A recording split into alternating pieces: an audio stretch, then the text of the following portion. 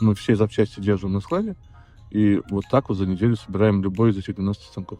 Что будет за склад? Сначала это нужно делать документально, пишешь чек-карту и артикулируешь все запчасти, входящие в эту чек-карту. Первостепенно у тебя есть, в принципе, база этих запчастей. И одни и те же запчасти входят в разные станки. Держишь на складе определенный просто список артикульный этих запчастей, которые входят в состав всех из этих 12 станков. И то есть в моменте, когда тебе звонят по любому из этих станков, ты чик нажимаешь на этот станок, у тебя со склада списываются именно те детали, которые должны идти на этот станок, ты его просто хоп, собираешь. Но эти же детали могли подойти к любому из этих 12 станков. В этой тематике, да, он соберет любой станок.